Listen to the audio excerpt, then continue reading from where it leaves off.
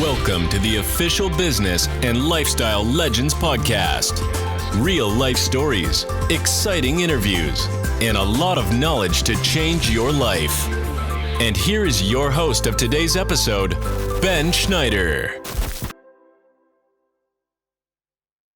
Welcome guys to this new episode. Today I have an awesome guest from Long Beach in LA. He is the host of the Solopreneur Hour podcast. He was starting his own podcast in 2013. He has more than 9 million downloads and more than 800 episodes online. So as a kid, he was a sponsored BMX rider, and then he was a designer, creative director, and a branding expert for more than 15 years before he was starting podcasting. And he was able to monetize his podcast into a six-figure podcast in 6 months. So we are both watching car lovers. That's not the only reason why he's here, but yeah, there is a lot of value to get from him. Welcome, guys. My guest today, Michael O'Neill. Hello, Michael. What's going on, I'm man? good, How are man. ya? How about you? So good. Thanks for having me on the show. You brought me on to talk podcasting, which is one of my favorite topics to talk about. And as you'll soon find out, I've never been accused of brevity. So we are talking about doing a podcast, starting a podcast, how to monetize a podcast. So there will be tons of value for you guys if you are thinking about the topic podcast. So definitely Michael is the best person you can listen to. So you were starting your podcast 2013, but I know you lost all the money before you have with 35 and started, let's say, like from scratch again your life. So you lost all your money. So first, why did you lose all your money? And then why were you starting a podcast at this time? First of all, Ben, I'm so impressed that you could do a podcast in 2 languages. I can barely speak one, so that is very impressive. So yeah, my journey is a little, it's a bit of a bummer, so I'm sorry if I started off in that way, but I was a designer and a branding guy and web guy for many, many years, and had a really good career. I was a creative director of a Fortune 500 company, and it was good. And then both of my parents got sick for a number of years and passed away kind of in the mid 2000s. My dad died in 2006, and then my mom died a few months later in 2007. And between the just taking care of them and flying back and forth from Colorado to Florida and all the medical bills and things like that, it completely bankrupted me. So I got there. I needed to reset, so I put their ashes in a little Parmesan cheese shaker, which I have sitting right over there, and I went to Europe for 3 months, and I spread their ashes everywhere that I wanted to take them when I was like a successful adult. But when I came back, I flew back from Brussels to DC to Colorado, and when I landed, I had $14. That was my net worth, was $14. And I didn't really know what I wanted to do. I knew that I didn't ever want to work an hour for $1 again. I didn't want to be that sort of client services, rotation. And I wasn't very employable at that point. I'd been, kind of working from the couch for so long that I wasn't a very good employee anymore. The time freedom was too important to me. And so I found one of the first 2 things happened at the same time. One is I found internet marketing, and I also found network marketing. So those 2 things, one was like, this was in the day where you could put up a couple of landing pages on the internet and keyword load them and get hundreds of thousands of views to your pages in like not a lot of time. Like it didn't take that much. So I met this guy that was making like $5,000 a day selling like a weight loss tea or something dumb. He would buy a container full of product, and then he would just make a couple of landing pages and get a fulfillment center, and just I couldn't believe it. I didn't know. Of course they changed it. Google updated. They did the Panda update, Penguin and Panda, and it changed everything. But that was really eye-opening to me. And then from a community standpoint, I joined this network marketing company. I didn't know a whole lot about being an entrepreneur as much yet, but to see all these amazing self-starters that it didn't matter what their background was, they could become a millionaire because they followed a system or they did a thing. It was really eye-opening to me. And between those two industries, I met so many cool people that were in all walks of life, that did all kinds of different jobs. But the common theme was, if you hired their business, you got them. That was the thing. It's like you hired their business and they were the person behind the scenes doing the work. And I started calling that being a solopreneur. And that's really where that phrase started getting kicked around in my head for a few years. And then I don't even know what the onus was. Nobody I knew was doing a podcast. But I wanted to, what happened was, there was a guy that worked for one of the network marketing companies, and I said, hey, we should think about growing your brand, because that's the thing that I'm best at, is building brands for people. And he goes, how do we do that? I go, what about a podcast? And he said, what's a podcast? And I said, it's like a radio show that you do. This is 2011, 2011. So we launched in early 2012, we launched a show called The Kick-Ass Life with David Wood. And that show did really well. It was like a top 10 podcast in health, the overall category in health on iTunes. And it was really good. It was a great experience. I did everything behind this. He talked into the mic and I did everything else. And Ben, you as a podcaster know how much work that is on the other side of the microphone. So if you have editors and producers and promoters and social media people and all those things, thank them, because it's a lot of work. I was doing all of that. And David, the host, was climbing Mount Kilimanjaro it was February of 2013, and we didn't have a show, and we needed a show. So me being a musician my whole life, I said, well, the show must go on. So I did a little 45-minute show on how to use social media to grow your solopreneur business, I think is what I called it. And I remember hitting record, and I did the show, and then I hit stop, and I went, that was easy. And then all these people sent me emails and said, you should do that. That should be a thing you do.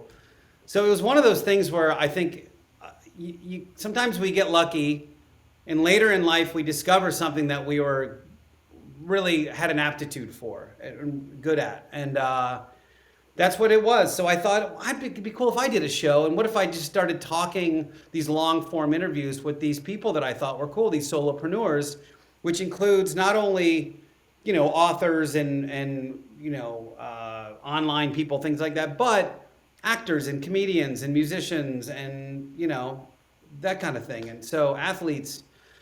So that's what I did. I launched it August of 2013, and that was now 800 and I don't know where I'm at, 820 something, and now 10 million downloads ago. And that was kind of my podcast career. I hope that wasn't too wordy. That's as tight as I could make it. Good. That's awesome. That's an awesome story, man. So you were starting that podcast, and these days there were not really much podcasters. So right now there are tons of podcasts out there, and I think it's quite hard to get in the first place, to get in the new and noteworthy category. But the other truth is that most of the people are, I think your number is that most of the podcasts have around 7 episodes online. I'm not sure. Yeah, right. They make it 7 episodes, and that's I think that's one of the main problems, not only with podcasting, but for people, that they do not have time. They are not consistent in doing something. So they start something, and if it's not skyrocketing. After the first 2 weeks, they cut it. So what do you think about today's time in 2021? If you're starting a podcast right now, is it incredible hard or unreachable, or is it still possible to do a well-known podcast with, I don't know, 20,000 downloads an episode? Is it about technique? Is it about attitude from the host? Is it about luck? What would you say? Yes to all three of those.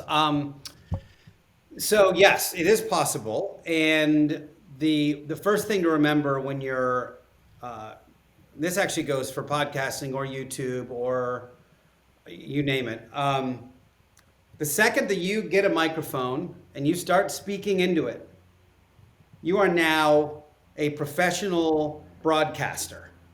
You are now competing with Netflix, network television, Pandora, Spotify. You're now competing with all of those things for a user's commitment to pay attention to you for a certain amount of time. Versus YouTube, and you probably could speak to this a bit, Ben, podcasting is not as hackable as YouTube is. YouTube, you can mess with titles and tags and thumbnails and see a statistical difference in the content that you are providing. Podcasts, you got to be good at it. You got to be just good at podcasting. A lot of us aren't good to begin with, and that's okay. If, like you said, if you have to have the right attitude, the attitude has to be, if you're brand new at something, don't try to come off as an expert. You want to bring the audience along with you on your journey of getting better at this platform. And if you have something to say that's interesting and you have good intention in your heart, people, I think, will follow with you. They will ride that wave with you. The other part is people don't take podcasting seriously enough. They think that because it's easy to make a podcast, which I could literally make a podcast on my phone, a brand new show right now while we're on this show together, and I could probably have it uploaded and be live. It would not be that hard to do. I could probably figure out how to do it really quick. The problem is, because of what I said before, because we're competing against all those things, well, guess what? The pros are here now. People that went to school for broadcasting, and they know how to interview someone, and they know how to be a host of a show, and they know how to keep things moving along and have a narrative and be entertaining first before they try to provide value, which I think is one of the biggest keys to podcasting. Everybody wants to say, oh, I'm just going to be value, value, value. What universe do you live in that if you went to high school or grade school and you had an algebra teacher that knew their formulas, that was more interesting than hearing a story of how that formula helped the guy build his own house? That's an interesting story of how an algebra equation fits in the real world, because they were great storytellers and they understood that entertainment was how they were going to get the message across.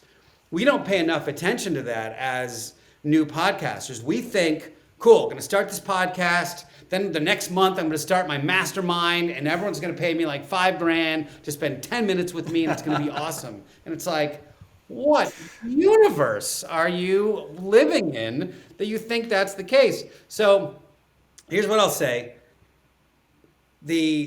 From a brand standpoint, a guy who spent 15 years as a brand guy, it's by far the most important part of launching a show. You have to nail your brand. People have to know exactly what they're getting when they click on your podcast logo, and they have to understand what it is they're about to listen to. If it's vague or nondescript, or it's the Bob Jones show, and nobody knows who Bob Jones is, it's not going anywhere. Because guess what? Bob Jones isn't Pepsi or Starbucks or a global brand. So unless your name is Oprah or The Rock, you don't get to name your show after yourself. It just does not do it well. It's too hard. You're putting too many barriers in front of yourself that maybe your mom's going to listen to your show because they know your name, but otherwise, if you don't have notoriety, what do you do? So that's A. You got to nail your brand. You've got to be a student of the game. Study people that are great. If you're going to interview someone, study people that are great interviewers, like Off Camera with Sam Jones, or I like Here's the Thing with Alec Baldwin. I really like Armchair Expert with Dax Shepard. Those are people that are great interviewers. To Howard Stern. No one's ever been better than Howard Stern. And so if you want to be a great interviewer, study that. Study stand-up comedy. Study how one single person in front of thousands can move an audience through an energy and get a point across. Their point is a joke. Their punchline is the narrative. But if you have a point you're trying to make about whatever it is your subject is, see how a stand-up comic sets up a premise and then explains it before they make the point. The audience understands what their point is before the joke hits. So if we can start thinking like that as a podcaster and really be a student of being a great interviewer, what happens is when someone is then interviewed on your show, they go, especially if they've been interviewed a lot on a lot of podcasts, most podcasts are terrible. They're terrible interviewers, and they don't understand the global rules of interview and promotion and things like that. So when you get someone who's an A-lister on your show and you give them a great experience, they are so much more apt to share it on their social media, and they might have millions of followers, and or say, hey, you have to interview my buddy, whoever, and they're also this amazing A-lister that you could never get to if you were bad at your job. So it's important to us to be good at our job. I think everybody who's trying a podcast tries to be good, but maybe the problem is they think they are already good. What do you think about that? Because let me share you really quick something. A few years ago, when I was good in business, so earned some money, and I was like, hey, I'm the man. I can do that. I earn a lot of money. I don't need to learn Right. something new. Yeah. I'm crushing it. But the real life, Yeah. or if you do really the reality check, it was, I'm okay. I'm starting to be good, but I'm far away from being awesome. So I think maybe that was my case. I had to step back, a big step back, to see and realize, hey, I have to learn a lot because I'm like shit right now. I'm doing good, but I'm far away from doing awesome. And then if you're getting older and something like this, and then you're realizing, hey, I have not figured out life yet. I need to learn a lot. And then you're starting listening to people. Not sure, maybe you have same experience or understand what I mean. But I think a lot of people out there making some money and trying to start their own podcast, doing a coaching business, what you mentioned, and they think they are already good, but they really aren't. What do you think about that? I think that it's no mystery that public speaking is a difficult thing to master. And being a podcaster or a YouTube person is another form of public speaking. You have to understand that in most cases, the people that you see, presenting on TV, they went to acting school. Like they went to school for this. They went to broadcasting school. The thing that seems easy and casual, when you are faced with it, when that camera is on, when that red light is on, to be able to keep a conversation flowing, because like with my podcast, Ben, I don't edit it ever. So I hit record and I hit stop, and whatever's on that show is what the show is. And I've never edited a show. So, and not everybody can do that, or I don't think everybody should do that. But point is that like, because of that, it forces me to be better at being like not realizing that there's no safety net that I can always go back and go, I need to fix this or whatever, means that I have to be better on the microphone than a lot of my peers. And it's what makes a good public speaker. Or I do a lot of like when we were allowed, right in the middle of COVID, but I do a lot of public speaking. In fact, I don't know if you guys can see those badges behind me. Those are all conferences that I've spoken at or been an MC of, and that's second nature for me to be on a stage and presenting. I don't think that everyone is equipped for that. And even if you have a lot of success in one area, like you said, you kind of walk in with it with like a little swagger. And you're like, I got this. You're like, hey guys, what's going on? Blah, blah, blah. And it takes someone 60 seconds to go, oh, this person's terrible at this. This is not what they do. They're really bad at communicating in this way. So, and unfortunately, I think there's a lot of marketers. People follow these like marketing and entrepreneurial podcasts, and those shows sometimes get a lot of downloads, and they're doing well, but they're not good at it. They're not, I won't name it, but there's a few that are really, really bad at it that you might know the name of, especially in the entrepreneurial space. And you just go, man. So I've sort of chosen, I'm going to not pander to that, and I'm going to try to be better at the craft. And what happens is, a good example, there's a guy named Ryan Levesque that wrote a book called Ask. It was a great best-selling entrepreneurial book. And there's a conference in San Diego, California that is called Traffic and Conversion. And it's really all the big-time internet marketers. These are people that do like 9 and 10 figure product launches, like big millions and millions and millions of dollars kinds of things. So when you walk through the halls there, it's just a who's who of millionaires and people that are very well known. And I was emceeing the event, and I was walking literally to get to my room to introduce somebody. And this guy, Ryan Levesque, stopped me, and he was talking to 3 or 4 other, big like A-list people. And he literally pulls me and says, hey, do you guys know Michael O'Neill? He's the best interviewer in podcasting.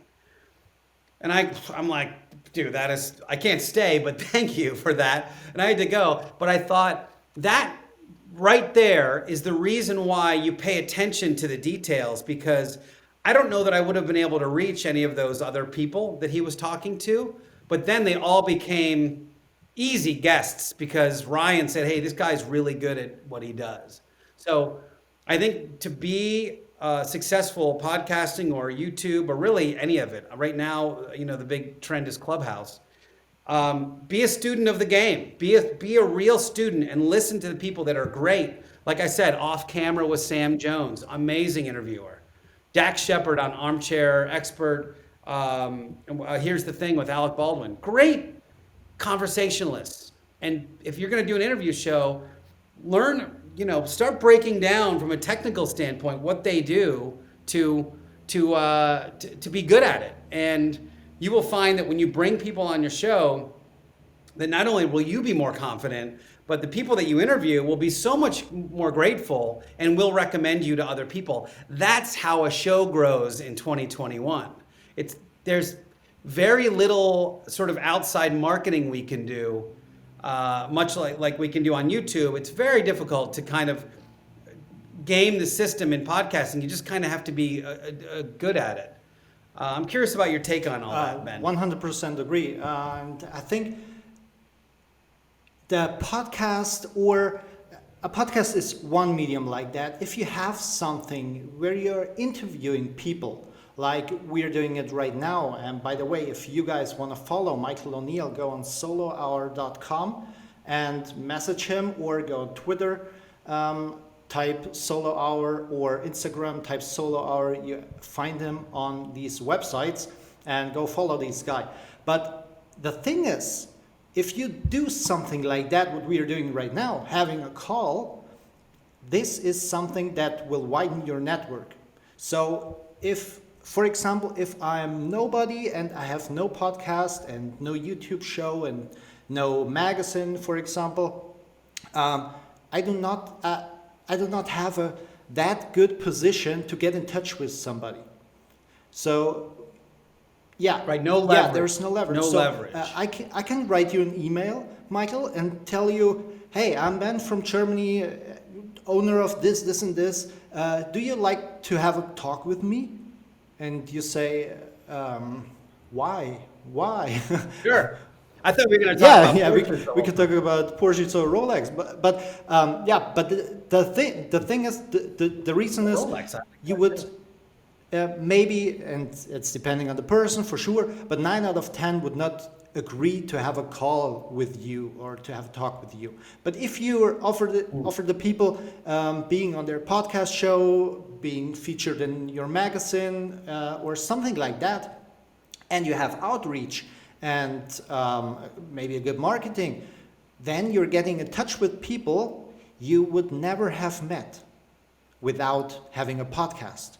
And then you're starting doing relationships and creating a network and starting friendships maybe with somebody. For sure, we can do a podcast interview and say it was awesome, good luck and see you.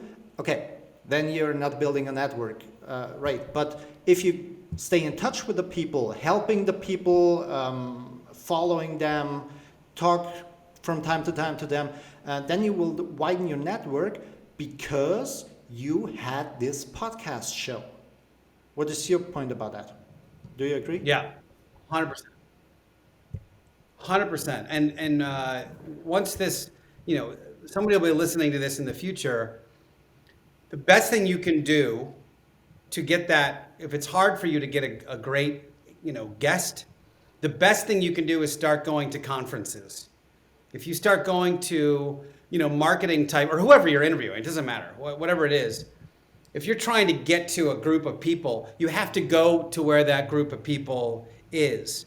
I can't tell you how many times I've been like at a bar, at the hotel bar after an event, and was able to have a conversation with someone that I wouldn't be able to get to otherwise, and they ended up on my podcast. And we're, having a whiskey together or something, and all of a sudden, or they're literally in my studio, which has happened a number of times as well. So, yeah. In fact, the most recent one I think is a guy named Steve Weatherford. I did an event for my buddy Nick. I did a little thing on podcasting. Steve Weatherford, I think he's Weatherford5 on Instagram. I could be wrong with that, but he's a former professional football player. He looks like a jacked, guy. Well, we've become great friends because we're at the same event, and we play pickleball together, and I'm doing his 30-day metabolic reset, so I'm drinking so much water right now. But that doesn't happen unless you get out of your house and you go to where those people are. So one of the best things you can do to grow your network is to go to an event. If you can afford it, get the VIP pass, because generally that's a smaller group and you're exposed to most of the speakers and the higher ups at the event. So if the ticket's $400 and the VIP ticket's $1,200, try to find a way to get the VIP ticket so that you can be around those people, and you'll be amazed at what kinds of things can happen when you're right there shaking hands and talking to those people down the road. I've also done a lot of interviews in those VIP areas on conferences with people I could have never met before. Definitely, yeah. Yeah. I have a whole portable podcast rig. I've got a Zoom H6 and 2 Shure SM58s, and I've absolutely said, "Hey man, can we bang out an interview in the lobby tomorrow?" And oh yeah, totally. And we just sit down. It's crowded, but the mics are good, and it's great. You end up having a great experience. And what do you think about this? Is my perspective. People have too much expectations about something. Let me explain that real quick. Some people starting a podcast, for example, that they can do a podcast exchange, like, hey, I interview you, you interview me. But in my perspective, this is not how it should work. So if you want to interview someone for real, go do that. But do not have the expectancy that this guy is also interviewing you. What do you think about that? Because I think if you agree to that ahead of time, that's fine. But that shouldn't be I don't think I've ever interviewed someone with the expectation of them interviewing me. I think it's one thing if you have a conversation and you say, hey, let's be on each other's shows. It fits. Because that's not always the case. But no, I don't think you want to set any expectations like that. I think, and that translates even into like the amount of downloads or what do you expect to happen with the show. When I started the Solopreneur Hour, I just wanted to interview cool people. That's the only expectation I had. The fact that it happened to get popular and monetize pretty quickly was, happenstance. It wasn't intended. So guys, usually this podcast episodes are around 30 minutes, but I think today we will need to add some here. I told you, I've never been accused of brevity, bro. I told you that. You were talking about the monetization. So how is it possible to monetize a podcast to 6 figures a month? Well, it wasn't 6 figures a month, but it was 6 figures. Well, gosh, harder now than it was in 2013. That's for dang sure. What happens with any online business, and that's podcasting or YouTube or anything we've been talking about, you first bring an audience, a targeted audience, to you. And that can be on Instagram Live, it can be a podcast, it can be YouTube, whatever. But you're talking about a thing. It's the brand that I mentioned earlier. So part of the brand is knowing who your audience is and where they hang out, okay? In the car world, as I'm building this Porsche YouTube channel, I know a lot of them are on Instagram. I know that world is on Instagram. I also know they're on a lot of Facebook groups. So the first thing I would do as I'm thinking, all right, I'm going to start this YouTube channel, is I start an Instagram account and I join all the Facebook groups and I start posting images and things like. I'm starting to establish myself as an entity on those platforms. Then once the show launches, now I have an excuse to say, hey guys, we've been hanging out for a couple months now. I just decided to start this YouTube channel about restoring a vintage Porsche, and you can get it here.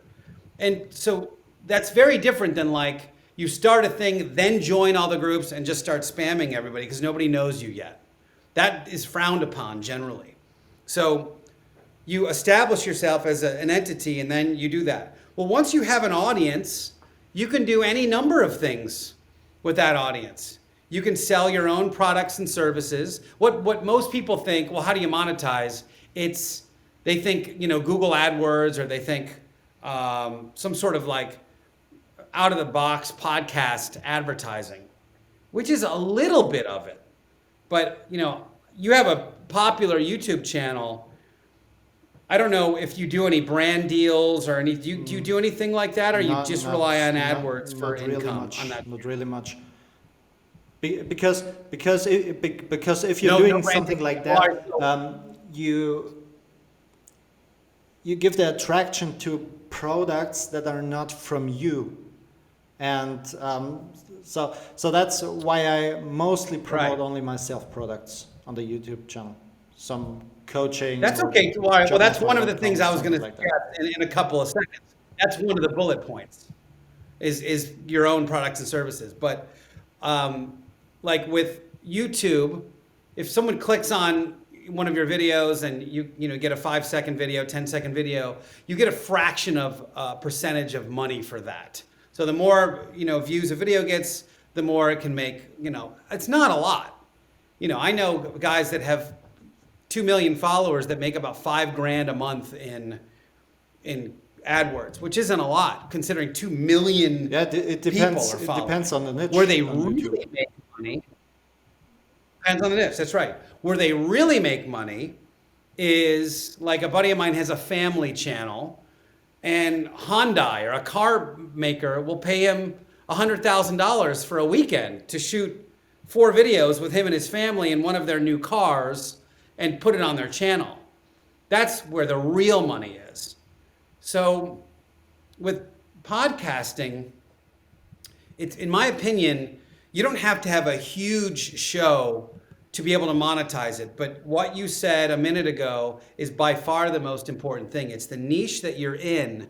And if that niche happens to be monetizable, meaning does your audience, does your audience, do they have disposable income? Is it a hobby or an industry where people spend money? First of all, like, is it inherently monetizable? And 2, is there gear or products involved? That's where you can really crush it. So for my wrench YouTube channel, if I bring, I have about 8,500 subscribers right now.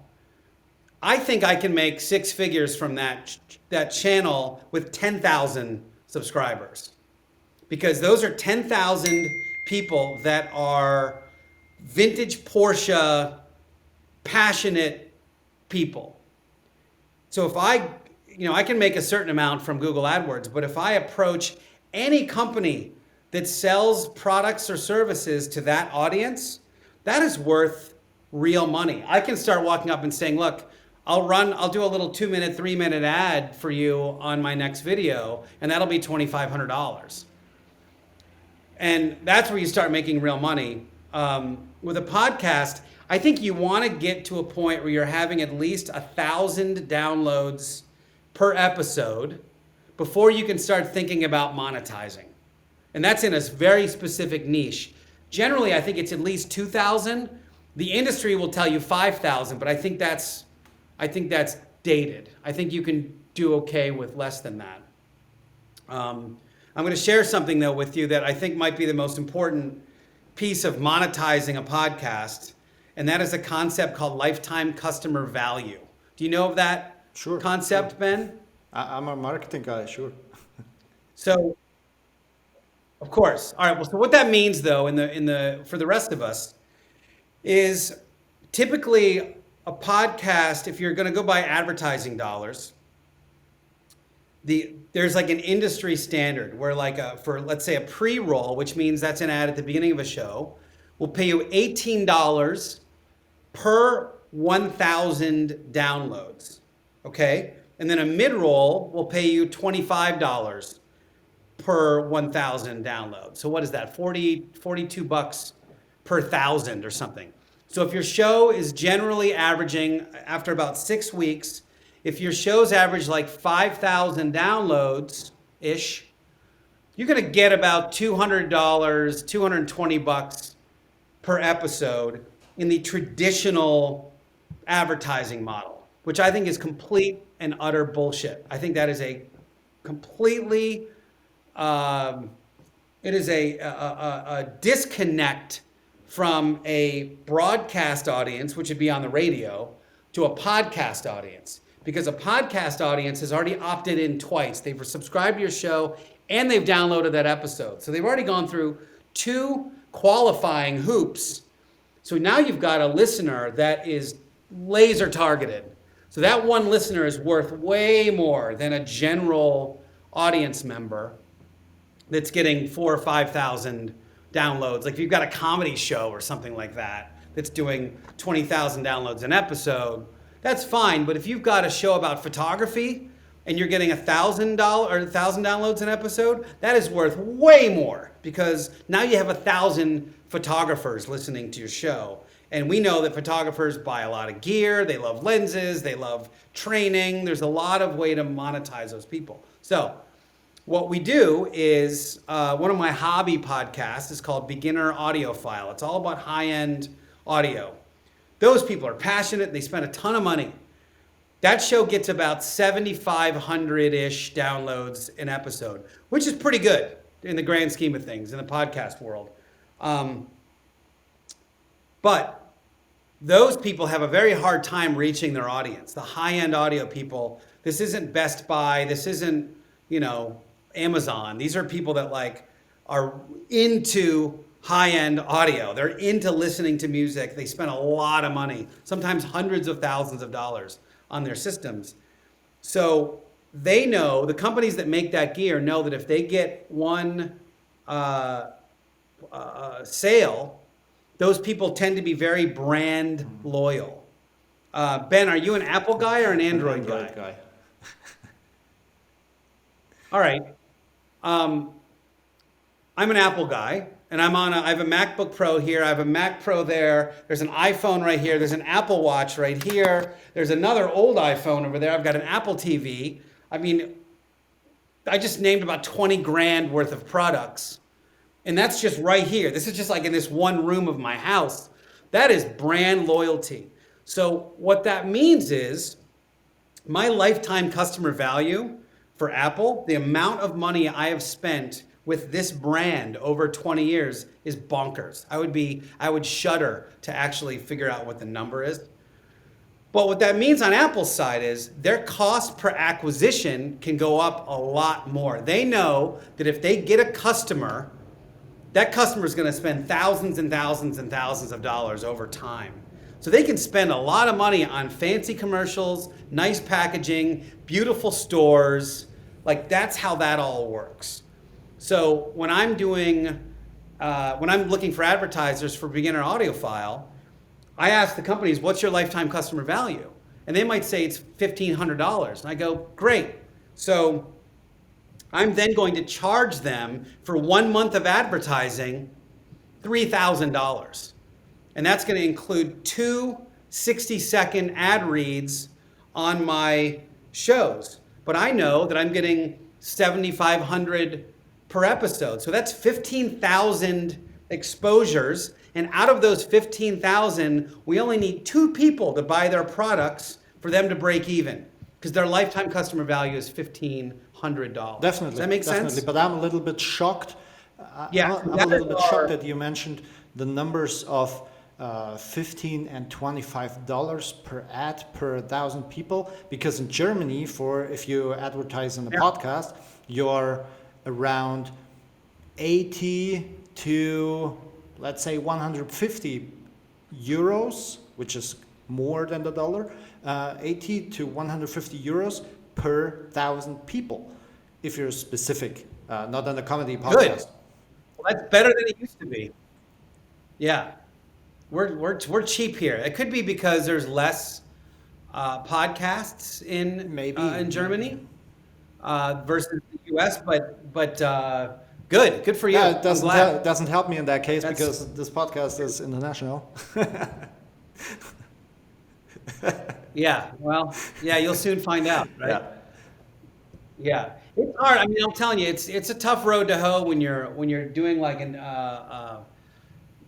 entrepreneurial podcast. It's got to have a different spin on it, I think, to do well. So I'll be curious to see sort of how this goes for you. But you've got a nice audience on YouTube that you can hopefully port over a few of those people to help you prime the pump and boost this show. At the beginning. Definitely. So, guys, if you are a Porsche lover, go on wrench.com/YouTube and follow this guy on his new YouTube channel. He needs to get up the... Yeah. Can you spell that for them, for the audio people? Can you spell wrench for the audio people? RENNCH.com/YouTube. RENNCH. Do you get where that comes from? Do you know what Ren is in the Porsche world? I'm not that Porsche addicted. Ren is sport, Oh, right? you mean, yeah, Ren sport. Yeah. Okay. Ren. Yeah, Isn't I didn't Ren? know that this is from Germany. What is Ren in It's German? Ren. It's like run. Okay. All right. So in the vintage Porsche world, the word Ren, they've got like Ren Sport, Ren Line, that's all the Carrera RS is the Carrera Ren Oh, okay. Sport. Yeah, That's what that in is. Germany, And so I've combined that in word. Germany, Huh? it's called Rennsport. It's like the translation would be Yeah. motorsports. Yeah. In Germany, it's Rennsport. You're right. So I've combined the traditional spelling of wrench, Wrench, with Ren, because that is a very vintage Porsche thing, and that is what became wrench. Sounds awesome. Sounds. So, yeah, yeah, it's super fun. And I know I have a little baby channel next to yours. You've got a big giant audience, but it's been fun for me, especially during quarantine for the last like 9 months, growing this channel and starting to really understand, YouTube algorithms. And in fact, I just had my first big hit, and maybe this is another really, really quick point to bring up. I've been banging videos out on this thing for a year and a half with, very slight growth, but then I finally had a hit mid-December of 2020. I had a video that ran right up to 125,000 views, and it added 3,000 subscribers, and my channel like really accelerated because of it. And that's just one of those things we talked about earlier. You only last 7 episodes. You got to stay in it. You've got to just keep cranking them out, because you never know. You could have one, I call it a hit song. You could have one hit song, and that changes everything. Consistency. So It's every time about consistency. No matter if you're starting a podcast or a YouTube channel or a business. I'm doing business since, I don't know, 20 years. So there is no overnight success. Maybe that's a little bit off topic to the podcast, but there is definitely no overnight success for 99.999% of the people. You need to be consistent. You need to wake up every day, give what you can, and doing it. That's the main key. It's why your brand is so important. The thing that you've decided to talk about, it's why it's so important, because there's going to be occasions where you just don't want to do it. You're going to go, oh man, I got this going on, this going on. But you got to be passionate about your subject. And if you are, then it's easy. It's not work. You can't wait to hit record and give what you have to your audience. Definitely. And that's the important part. Definitely, 100% agree. So, guys, if you like to start a podcast, definitely you should follow these guys. So, I already told you, but go on solohour.com. You have courses. You help people starting a podcast and show them how to do it right. Because, guys, the problem is if you start something by your own, it costs you more money than spending some money on a coach, and he shows you how he did it. That's you can learn from people. True. That's 100%. what you guys right now are doing for free. You're listening to a podcast to a guy who brings you value, a guy who's telling you the story out of his life. These are very valuable informations, and if you pay for someone, of course you're taking a deep dive. So, and that helps you building your business. I love how you say value. It reminds me of Star Trek. What? I said I love how you say value. It reminds me of Star Trek. I mean, maybe it's a German accent. Yeah, it's great. It's awesome. I have a course called The Art of the Interview. You heard earlier how passionate I am about just being good at this. Be good at your job. So I have a course called Art of the Interview, and it's at artoftheinterview.co. artoftheinterview.co. And I'll tell you what, if 5 people from this show purchase it, I will fully refund randomly one of the 5. So if we get 5 sales from it, one of you guys will get it for free. Awesome, guys. So you've got a 20% chance of getting it for free. That's a lot. It's not bad. That's definitely a lot. So Yeah, $500 saves you 500 definitely. pounds. So if you guys purchase that, message something that you have listened to it in the Business and Lifestyle Legends podcast. Yeah, and I will randomly choose one of you, and you'll get it for free. That's Why a not? good That'll be move, fun thing man. to do. Thanks for that. Thanks from the audience. So, Thanks, Ben. last word. Is there something Yes, sir. you want to say to the audience? We have talked about consistency. We have talked about the cool things, starting a podcast. We have talked about be professional. Don't take it serious. Is there anything to add that we have not spoken about in the last 45 minutes, 50 minutes? A quick little tip: if you're brand new and you're a little uncomfortable about being in front of a microphone, and I swear I'm not joking about this, do a couple of drinks before you start recording. It will absolutely, even if you don't record that episode, even if it's for practice, you'd be amazed at how much looser you'll be just getting into a conversation. Set a mood. Like if you're gonna practice for a show, set a nice mood, light some candles, make it dim, make it conversational, like you're in a late night bar with books around you. Don't make it a stark, bright atmosphere, and you'll find that your brain will settle into a nice spot. What you said, though, I think is really the truth, which is you can't give up on this. You have to really, like I said, be a student of the game and stick with it.